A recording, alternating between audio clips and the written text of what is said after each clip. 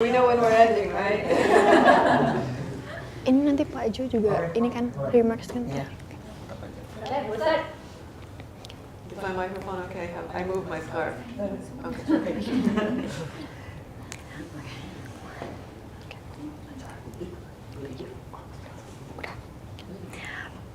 Good evening, everyone.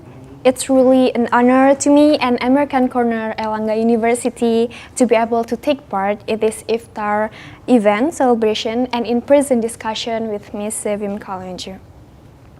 Before we start, let me introduce myself. I'm Najla. I'm a trooper here in American Corner, and I'm also a first-year student in Erlangga University majoring political science. First off, we'd like to delightfully welcome everyone to American Corner Erlangga University. Starting with our guest speaker today, Ms. Sevim Kalyouncu. As the Director of Green Muslims, the Executive Director of Green Muslims, also from the U.S. Consulate, General Representative Joshua San as the Public Affairs Officer,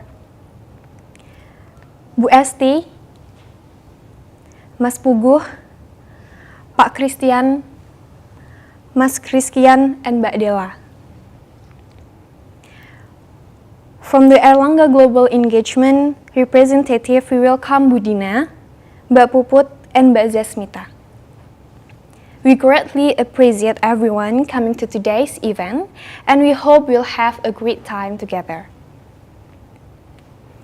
Moving on, we would like to invite for Mr. Joshua as the Public Affairs Officer of the U.S. Consulate General in Surabaya to give short welcoming remarks to officially start today's event. The time is yours, Mr.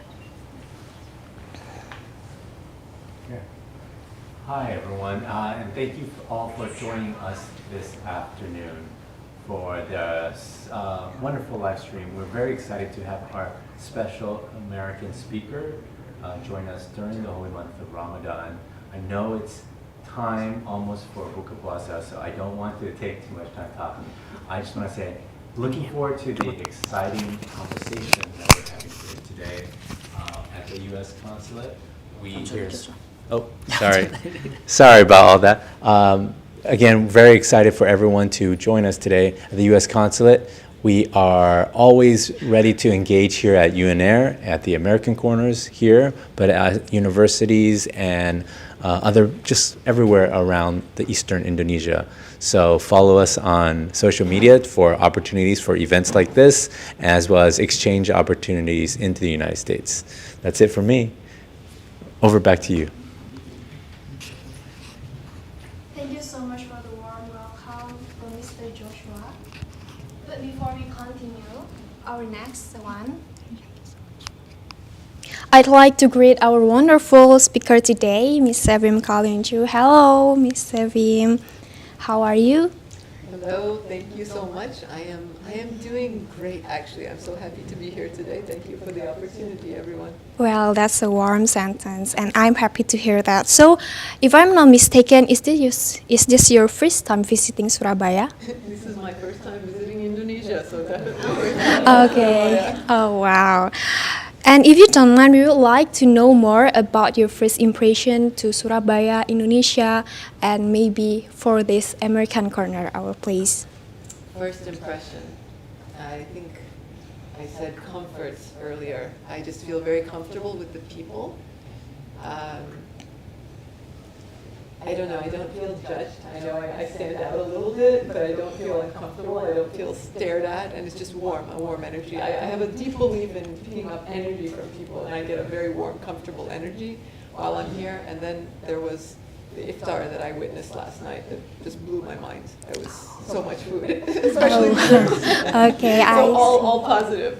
Oh wow, I see. I hope you can enjoy your time here.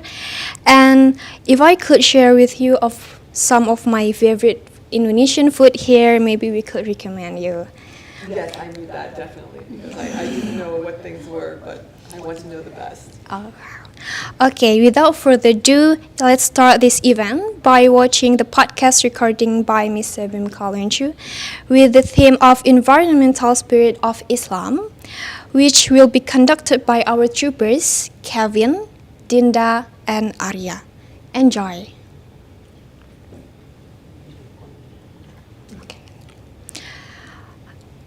For continue our next step, after watching and after doing the podcast recording, I believe we do have and we do get a lot of knowledge and insight. But Miss Sevim still have something to ask here. Miss Sevim will also share more and deeper about the environmental through her presentation. Also prepare your question because there will be a question and answer session after the presentation. So the time is for you, Miss. Oh, for me. Okay. Third presentation today, no specific questions. So is it okay if I repeat myself? Yeah, sure. I like to tell a personal story when I start to talk about green Muslims or environmentalism in Islam. It goes back to my own childhood. So I was born and raised in the United States, and it's definitely a unique experience to be Muslim in the United States. But I had a particularly unique experience because I lived in a smaller town. I'm now near the capital of the country, and it's very diverse. I know many other Muslims. I know people from all over the world, of many different religious backgrounds, and we all interact. Where I grew up, I was one of very few Muslims. There was no mosque, no masjid to attend, and my faith was very, very deeply personal. You know, I learned from my father. My father was Turkish, and he was my main teacher. But my faith was, as I said, personal. It was very spiritually based. It wasn't so much about the rules that I had to follow. It was the love that I felt as a child towards my Creator. I deeply in my heart, even as a child, felt the love of God. And that love was always strongest when I went outside. I lived in the woods by a lake, not a neighborhood with other kids, and I was an only child, so I would go out by myself into the woods and just go exploring. And I would pick flowers, I would catch lizards, I would feed the goose that lived on the lake. And I just, especially as I got older, I have such fond memories of that experience, and it was a spiritual experience for me. So that time in nature was the proof for me of God's existence. That's how deep it was. It is because of that experience that I even have a faith today. I really believe that. Jump ahead several decades, and I become a mother. And I'm going to raise a child in a more diverse area. There will be other Muslims. Inshallah, she will have other Muslim friends and non-Muslim friends, because both are important to me. I don't believe in only one way. There are so many ways, and it's important to respect other ways and be open-minded. So that is all good. And I probably wouldn't have wanted to bring her up in a small town anyway, but she wasn't going to be surrounded by trees and animals and water. And if that nature was a core part of my faith, what was I going to do about it? Well, I started taking her. So I live closer to the city now, where we were at the time. It was a regular neighborhood. It was not wooded, and there certainly was no lake to have in the backyard. But there are many parks, and so I started taking her on regular weekly walks in the wooded parks by the creeks at a very early age. I mean, I started when she was still in my belly, and then I was carrying her on the front, and then I was carrying her on my back, and then when I couldn't carry her anymore, I had to find the paths where I could push a stroller. But I really wanted her to be exposed to nature, and I put it together with the faith as well. I eventually decided to go back to work, and I was so deeply ingrained in this exposure to nature, and also I nearly forgot. I was also very worried when she was born about all the pollution that she would be exposed to, and what if we ate out of plastic containers? Would there be chemicals, and how dangerous? So I was very worried about the health of the planet and how it would affect my baby. And then I wanted her also to have that exposure, that spiritual exposure to nature. Well, this grew into working with other children, and I eventually became a professional environmental educator, And then the position with Green Muslims opened up. So the timing was very good. It was meant to be, because I was already focused on helping others connect with nature in a spiritual sense and trying to make efforts to improve the environment. And so it was an ideal time for a new job that was directly related to this new interest. Thank you to letting us hear your story. It was so interesting to hear, and I was amazed with the story. And so next on, as I have stated before, we are doing a discussion session. For those who had a question or want to share something, maybe from our YCLE alumni guests could also share about their experience as Muslims during their stays in States. Please raise your hand for all people who had questions. Hani wants to share, like, what's your experience practicing Islam in the U.S. from the Indonesian perspective? Like, we have heard Sevim sharing about her spiritual journey as a Muslim in the U.S. Now, Hani, maybe like brief so we can also share the opportunities to others. Okay, so it was very different because, like, I grew up in a Muslim. I mean, like, most of the population is Muslim, right? Meanwhile, I spent the whole 5 weeks in the States. It was only like me and other Indonesian fellow who is Muslim. But honestly, I have a like very unique experience related to this. Why? Because when I fly to the United States, I was afraid because I wear hijab and basically I was afraid that people are gonna judge me because I wear hijab. But I also experienced unpleasant moment on the plane because like the cabin crew was very rude just because I wear hijab. So at that time I was thinking that okay, so how is my experience gonna be if the first time I fly I got this experience on the plane. But surprisingly, when I arrived in Texas, I was amazed with the so my placement is at the University of Texas, Austin, and I was amazed with the staff because they arrange all of the agenda after our praying times. So I had a chance to pray. I had a chance to like have a personal space to pray, and even though it's very hard to find mosque or masjid, but it was really nice to like how to say like explain to them about because some of the fellow also curious what I'm wearing and why I'm doing prayer 5 times in a day, stuff like that. So yeah, it's a unique experience. Also because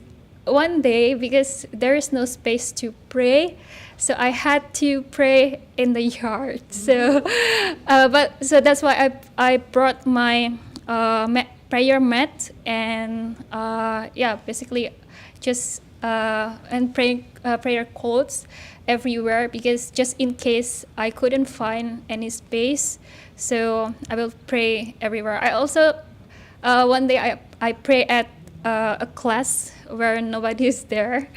So it's just teaching me that it was just teaching me that how can I be like adaptable in the environment for being Muslim. Like I have to be adaptable. So yeah, that's the thing that taught me about being Muslim in States. Yeah.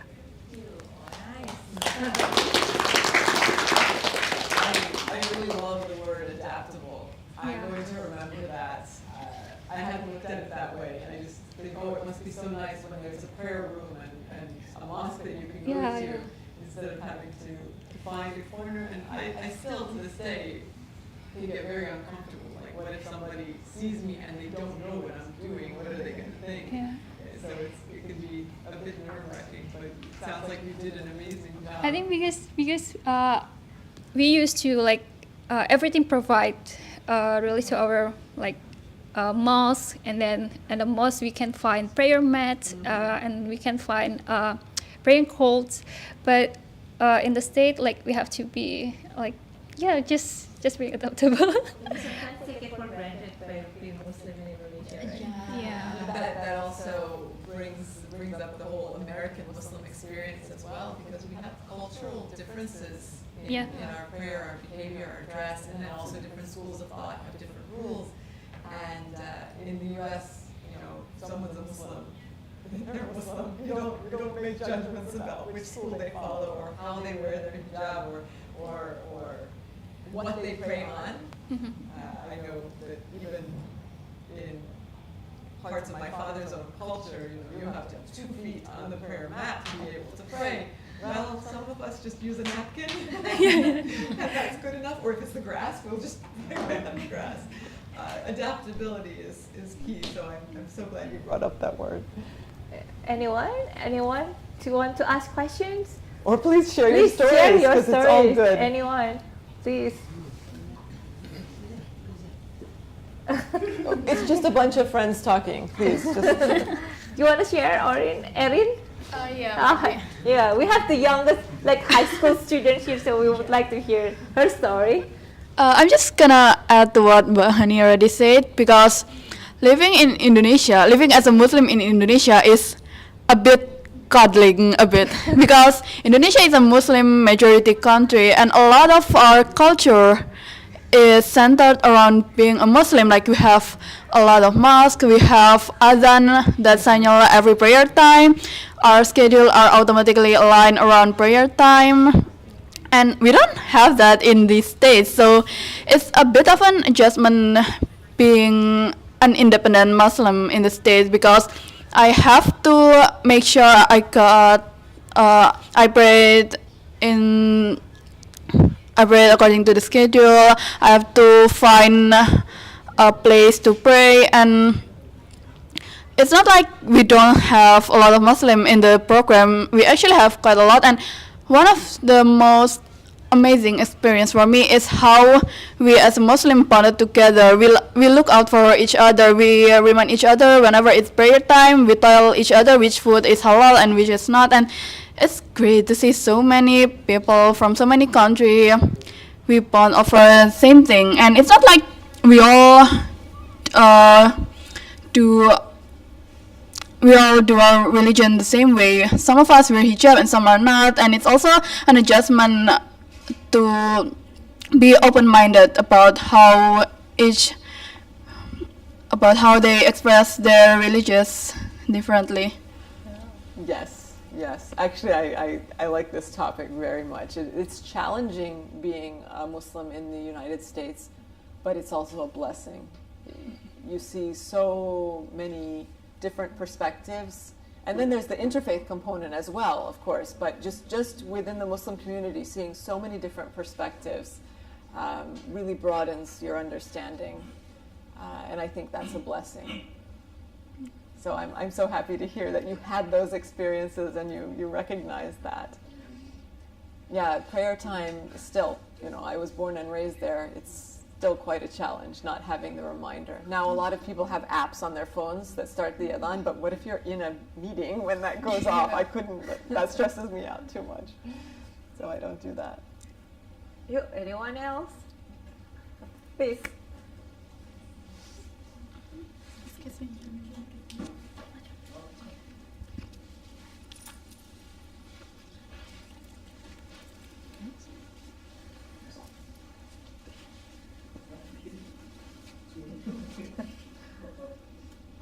Assalamualaikum. Waalaikumsalam.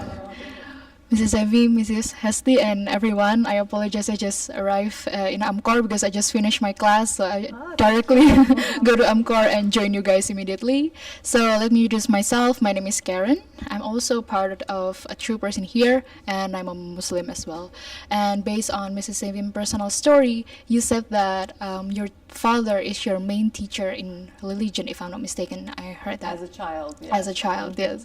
And somehow I feel like really related to your story, because I also adore my father really much. I discuss a lot about religion with my father, and if you guys know about the author Paulo Coelho, for example, in his book Aleph, somehow he's a non-Muslim, but he's putting like verses from Quran to put it in his novel, and I discuss this a lot with my father. So me and him just really adores Paulo Coelho so much. And then based on your personal story that you said you feel the existence of God, Allah, based on your surroundings, which is the beauty of nature.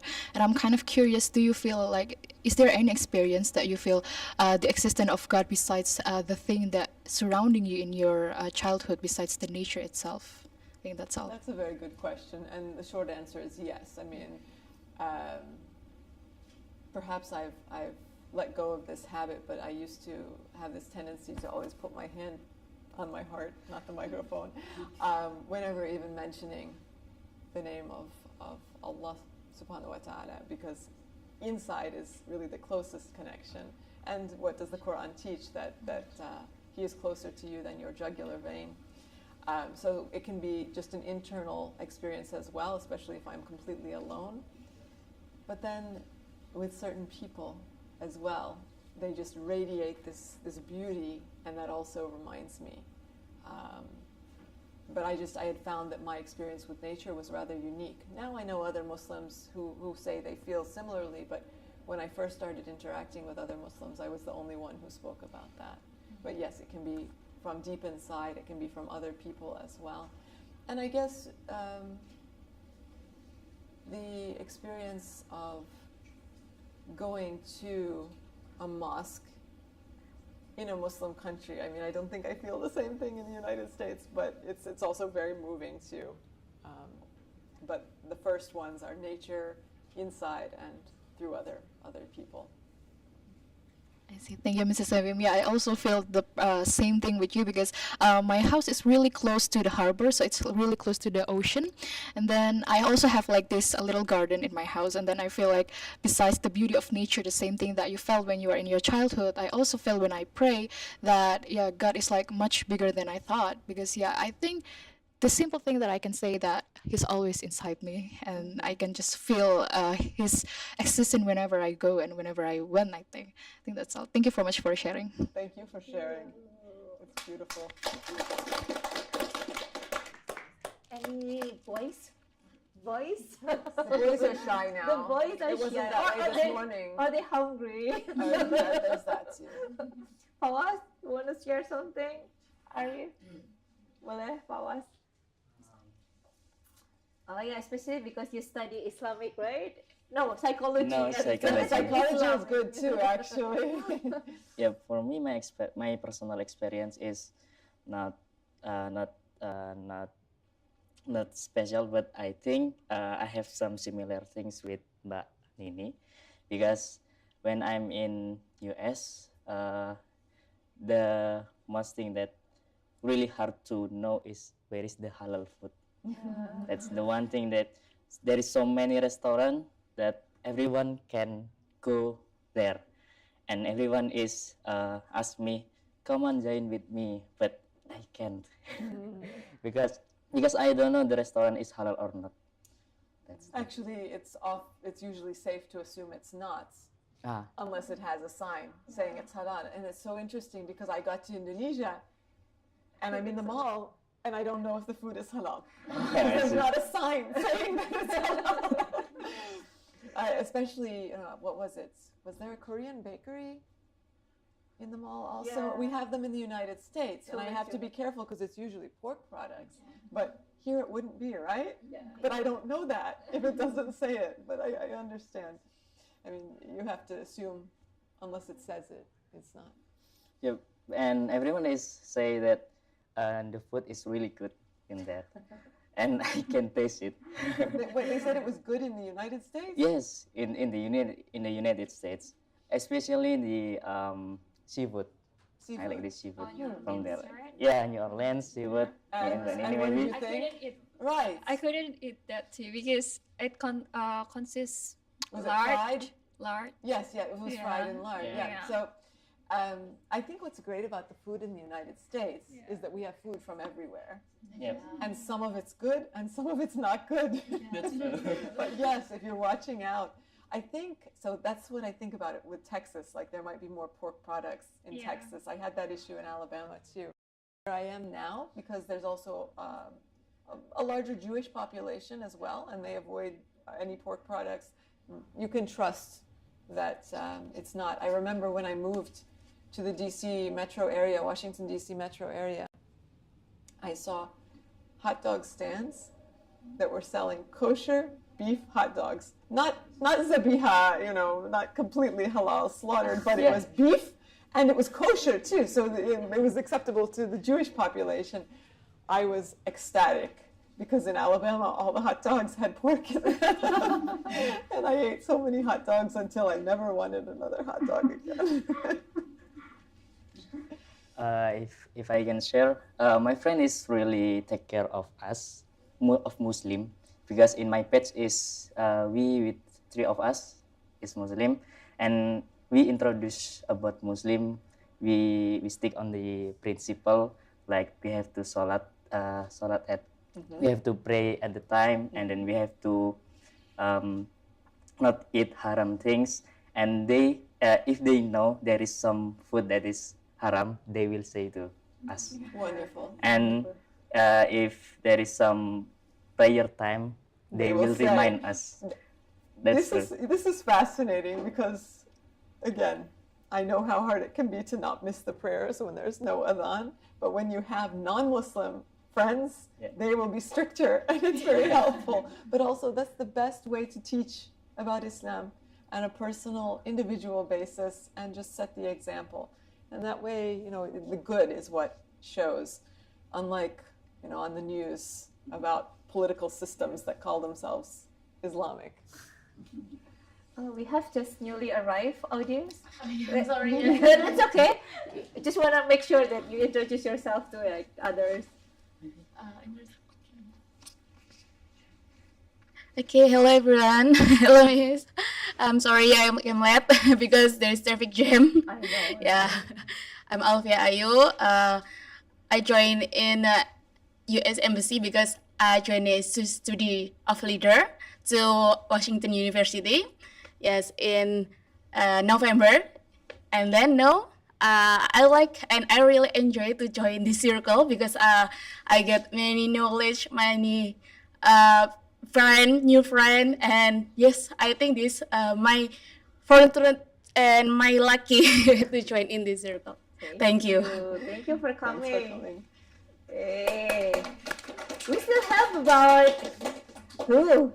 tinggal kurang lebih less than 10 minutes. We will be like end our fasting. Yeah, couple more questions Couple and more comments, questions. please. We'll make it go faster. Okay, honestly, I'm so excited when I heard your story about living with nature and then come to your religion as a Muslim. Aside of it, I want to share one story when I went to Philadelphia. I think I have a different story with others because mostly it's really easy for me to find Muslim there. Yeah. And there's one time that I find Indonesian fellow studying in Philadelphia University, in Pennsylvania University. We met randomly. She just saw me that we're wearing batik, and then say hi to me as a Muslim, and then it's remind me because like in Indonesia I am a majority as a Muslim, but then when I'm in Philadelphia I'm a minority. So when I found my Muslim community, it feels so blessed, and I feel like, oh my God, I feel my family there.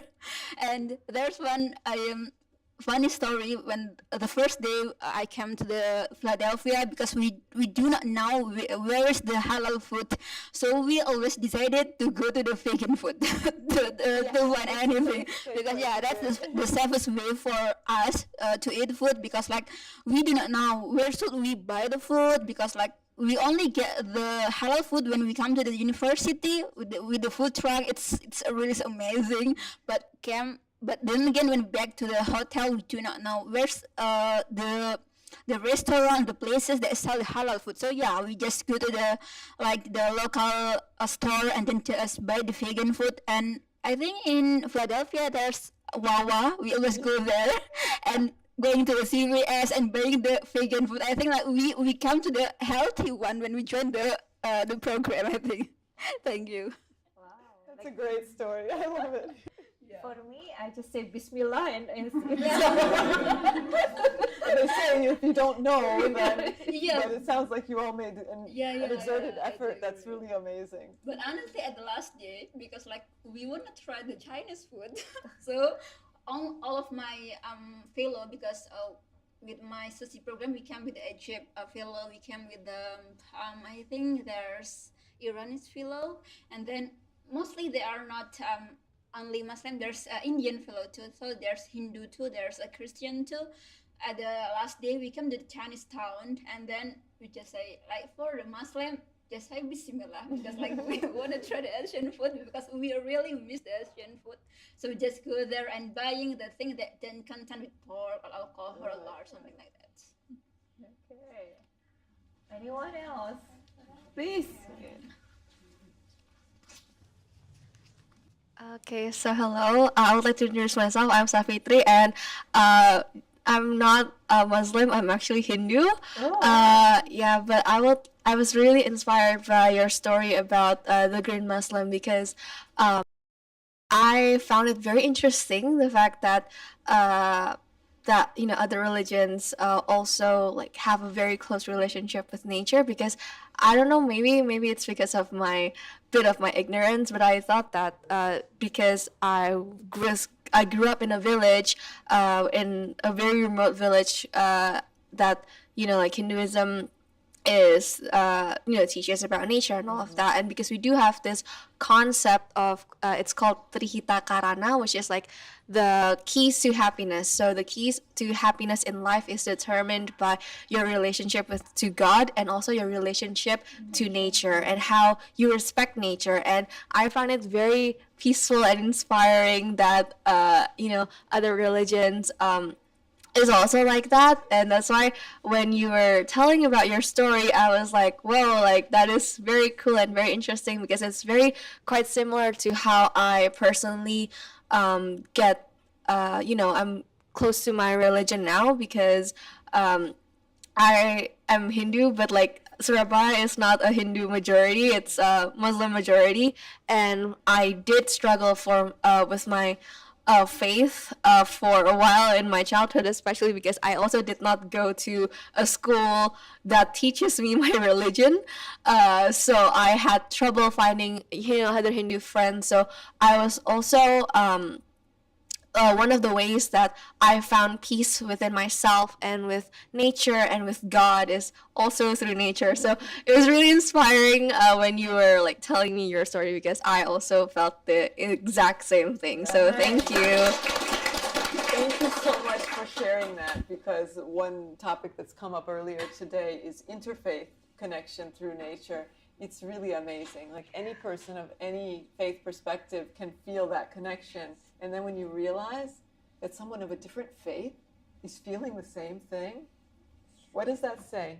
What does that say about how connected we are, even if our faith is different in name?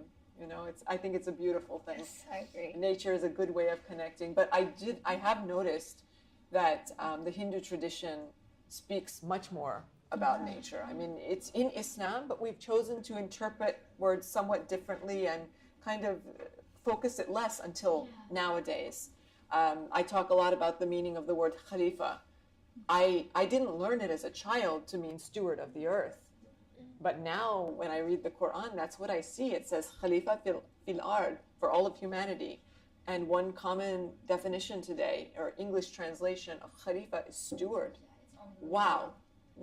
That's in stewardship right there in the faith. But those same words were in the Quran when I was a child, and it wasn't translated that way. So now it's a reinterpretation. But I've actually taken a lot of examples from the Hindu and Buddhist traditions with that earth connection. And I think it's really beautiful. I am a yoga instructor, and we got a little bit of yogic theory in it. I loved it, because it was all about the connection with the one creator. And that's the same creator of all of creation, not only me, and everyone here and all people, but also every animal and every plant and every rock, everything here on this earth comes from the same source. And that's, you see, I get very excited about that. We're all connected together. Yes. Nice. Della told me it's how many more minutes, Della? 2 minutes? Supposed to be 5:36. 5:36, and what time is it now? 2 more minutes. 2 more minutes. Any last? Oh, let me remind everyone, because we're here today on environmental things. I have informed Sevim. So we'll be having iftars, and of course the food comes in a box. You know, like the water comes in a bottle. But let's be responsible. So after you finish eating, please we'll have like different bags. So please separate between the box, the bottle, the leftover food. I hope you can finish the food, because the leftover food is also, the bigger contributor for the pollution, right? Yeah. So It's true. so we celebrate the iftar, but in a green way. And I really appreciate that effort, because it's hard. It is hard. It's hard to do. Our mosques in the United States are struggling. So many churches, because they have smaller communities, like when Muslims can go to any mosque they want. They don't have to stay at one particular mosque. But come Ramadan, the communities get very big. The churches will own plates and silverware that they can use to serve food, and they wash it and reuse it. And they ask, why don't the mosques do that? It would be so very, very much. So Green Muslims actually is encouraging people to do something that was a bit, what do we say in Turkish, it's ayıp. Comes from the Arabic, but a little bit embarrassing to do, and that's bring your own plates and bring your own bottle of water. But it started. I know several people who are doing that, and if one person can be brave enough to do it, it can be 2, and then 3, and then if you have a couple more, then it feels a little bit cooler, but it spreads the practice. So I like to think that maybe in the United States, people can learn to bring their own utensils, and especially their own bottle for water, and stop throwing away so many disposables during Ramadan. It is time? Okay. So we'll have the iftar over there, or I don't know, right? Yes. And then over there, but we'll separate. But we'll the session today. Thank you so much for the troopers. Give applause to everyone. Should we end by like having just quick praying, saying Alhamdulillah Rabbil Alamin, Alhamdulillah Rabbil Alamin, and since everyone is still here and we still kind of need, can we have a group photo with Miss Sevim? Everyone here, and then we just go like quickly for the break.